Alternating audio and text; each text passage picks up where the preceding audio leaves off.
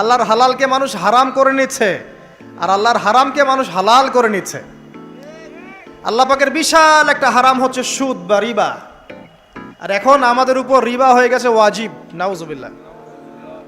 একটা দেশ নাই যেটা সুদমুক্ত, একটা জেলা পাবেন না সুদমুক্ত, একটা গ্রাম থানা ইউনিয়ন পাবেন না সুদমুক্ত। নবীজি এই যুগের কথাই হয়তোবা বলেছেন, যে যুগে মানুষ সুদ থেকে বেঁচে থাকতে চাইলেও সুদের ছিটা ফোঁটা গিয়ে তার গায়ে লাগবে।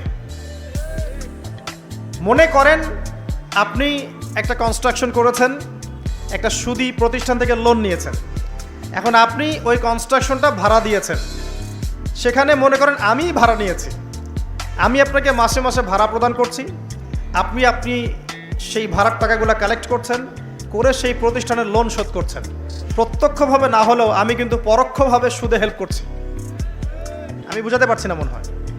এর বাইরে 1% মানুষও এখন পৃথিবীতে নাই যে ব্যক্তি রিবা থেকে বাইরে, ইচ্ছাকৃত হোক অনিচ্ছাকৃত হোক। আর এই প্রসঙ্গ আসলে আমি 2-4টা কথা না বলে থাকতে পারি না। সেটা হলো নবী সাল্লাল্লাহু আলাইহি ওয়াসাল্লাম বলেছেন, রিবার 73টা শাখা আছে পাপের, তার মধ্যে সবচেয়ে নিচু শাখা হচ্ছে নিজের মাকে বিয়ে করা।